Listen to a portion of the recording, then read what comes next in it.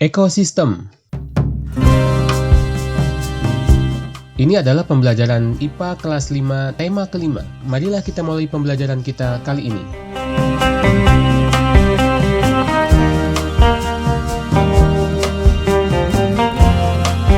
Ekosistem. Apa itu ekosistem? Ekosistem adalah tempat makhluk hidup saling berinteraksi. Ekosistem terdiri dari dua komponen, yakni komponen biotik dan komponen abiotik. Biotik itu merupakan komponen hidup atau komponen yang terdiri dari makhluk hidup, sedangkan abiotik adalah komponen-komponen di dalam ekosistem yang tidak hidup. Dalam ekosistem, makhluk hidup berinteraksi dengan komponen biotik dan komponen abiotik yang terdapat dalam ekosistem tersebut. Contoh jenis ekosistem, di antaranya adalah ekosistem sawah. Sawah adalah tempat ditanamnya padi. Kemudian ekosistem pantai. Pantai merupakan tempat perbatasan antara daratan dan lautan. Ekosistem hutan hujan tropis. Indonesia yang terletak di daerah tropis memiliki hutan hujan yang cukup luas. Hutan hujan tropis biasanya sangat lebat, pohonnya tinggi-tinggi, dan tanamannya saling berdesakan. Kemudian ada ekosistem laut. Indonesia memiliki laut yang cukup luas dan memiliki banyak sekali keragaman ekosistem laut. Lalu ekosistem sabana atau savana atau ekosistem padang rumput. Daerah di Indonesia yang memiliki wilayah sabana yang cukup luas antara lain di daerah Nusa Tenggara Timur. Lalu ada ekosistem stepa. Ekosistem stepa juga merupakan padang rumput, tetapi bedanya antara stepa dan sabana adalah sabana merupakan padang rumput yang luas yang dekat dengan wilayah tropis, dekat dengan wilayah ekosistem hutan hujan tropis. Sedangkan stepa merupakan padang rumput yang luas yang dekat dengan wilayah yang dingin. Contoh sabana misalkan tadi di Nusa Tenggara Timur di Indonesia, kemudian di Afrika memiliki banyak sabana, terutama di daerah yang dekat wilayah tropis di Afrika. Sedangkan stepa contohnya terdapat di wilayah Asia Tengah, misalkan di Uzbekistan, Kazakhstan, atau di Rusia. Lalu ekosistem gurun. Ekosistem gurun ini gurun pasir maksudnya, banyak terdapat di Afrika Utara, kemudian wilayah Arab, kemudian di pedalaman Cina dan Mongolia, kemudian juga di wilayah Australia juga memiliki banyak gurun. Contoh lainnya adalah ekosistem rawa. Ekosistem rawa biasanya merupakan ekosistem berisi tanaman rawa di mana lapisan tanahnya ini gembur, tergenang air. Lalu ada juga ekosistem kolam. Ekosistem kolam biasanya merupakan tempat dipeliharanya ikan-ikan. Kemudian di sana ada eceng gondok dan tanaman lainnya. Lalu ada juga ekosistem kebun. Kebun biasanya merupakan lahan yang ditanami oleh tanaman-tanaman tertentu oleh manusia. Nah, contoh ekosistem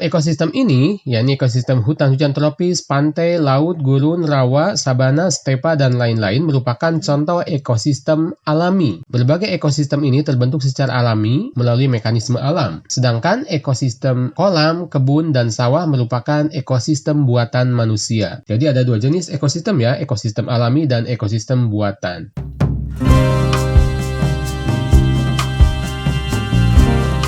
Ekosistem sawah. Ini adalah contoh ekosistem sawah. Sawah merupakan area pertanian tempat menanam padi, biasanya berlumpur dan tergenang air. Komponen abiotiknya yang bisa kita temukan di sawah antara lain air, lumpur atau tanah, cahaya matahari, dan juga udara. Sedangkan komponen biotiknya, yakni komponen makhluk hidupnya, bisa kita temukan di sawah antara lain padi, katak, belalang, ular sawah, elang, cacing, dan lain-lain. Ekosistem pantai. Ekosistem pantai merupakan wilayah perbatasan antara daratan dan lautan. Komponen abiotiknya antara lain pasir, air laut, cahaya matahari, udara, kerikil, karang, dan sebagainya. Sedangkan komponen biotiknya antara lain pohon kelapa, kepiting, kelomang, bulu babi, ubur-ubur, dan sebagainya. Ada 4 jenis ekosistem pantai di Indonesia. Ini termasuk variasi dari ekosistem pantai ya. Ada ekosistem hutan bakau atau mangrove, kemudian ekosistem terumbu karang, ada ekosistem rumput laut, di mana di perairan dangkal tersebut didapati banyak rumput laut, dan ada ekosistem padang lamun, merupakan wilayah perairan dangkal di pantai yang ditumbuhi oleh tanaman lamun yang sangat banyak. Ekosistem kolam. Ekosistem kolam merupakan ekosistem buatan manusia tempat dipeliharanya ikan. Komponen abiotik yang bisa kita temukan di sana antara lain air, cahaya matahari, udara, tanah atau lumpur, dan sebagainya. Sedangkan komponen biotiknya antara lain ikan, ganggang, teratai, katak, rumput, musang, dan lain-lain. Ekosistem sabana atau padang rumput. Sabana atau savana merupakan padang rumput di daerah dekat hutan tropis. Biasanya curah hujannya sangat rendah. Komponen abiotiknya antara lain tanah, cahaya matahari, udara, air, dan sebagainya. Sedangkan komponen biotiknya rumput atau semak, belalang, rusa, zebra, serigala, macan, singa, dan lain-lain.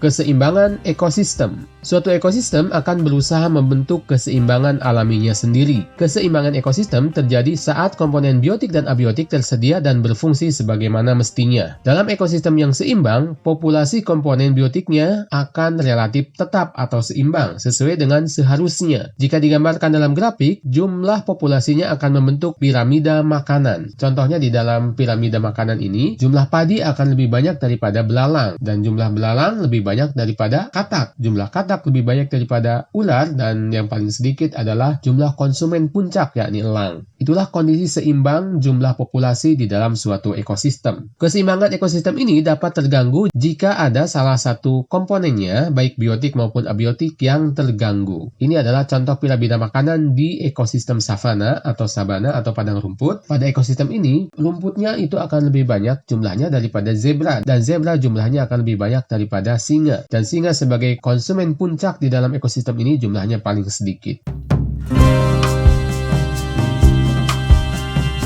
Gangguan keseimbangan ekosistem. Gangguan terhadap keseimbangan ekosistem dapat terjadi karena yang pertama, faktor alam, yang kedua, faktor perbuatan manusia. Contoh gangguan keseimbangan ekosistem karena faktor alam antara lain terjadinya gunung meletus, terjadinya gempa bumi, longsor, kebakaran hutan alami. Kebakaran hutan itu bisa terjadi secara alami, misalnya ketika musim kering atau musim kemarau, dahan atau ranting yang kering kemudian tertiup angin sehingga saling bergesekan, menimbulkan panas sehingga dari gesekan antara ranting atau batang tersebut akan menimbulkan api. Mirip seperti manusia yang membuat api di hutan, menggesek-gesekkan ranting seperti itu sehingga muncul api, dan dari situ terjadilah kebakaran hutan, dan ini merupakan kebakaran hutan yang alami, bukan oleh manusia. Lalu keseimbangan ekosistem juga bisa terganggu akibat adanya kekeringan dan kejadian-kejadian alam lainnya. Sedangkan contoh gangguan keseimbangan ekosistem karena faktor perbuatan manusia antara lain pembalakan hutan atau penebangan hutan secara liar, perburuan hewan secara liar, kemudian pertambangan terbuka, ini sangat merusak sekali ekosistem, kemudian pencemaran air, kebakaran hutan yang diakibatkan oleh perbuatan manusia, misalkan membuang puntung rokok di hutan sehingga terjadi kebakaran, atau ada juga orang-orang yang tidak bertanggung jawab sengaja membakar hutan untuk memperluas lahan pertanian. Ada juga yang seperti itu. Kemudian kejadian tumpahan minyak di laut. Tumpahan minyak di laut ini membahayakan ekosistem karena bisa meracuni hewan, dan yang paling penting juga bisa mengakibatkan terhambatnya sinar matahari sehingga fitoplankton yang ada di dalam perairan tersebut terganggu dalam hal fotosintesisnya, sehingga jumlahnya akan berkurang.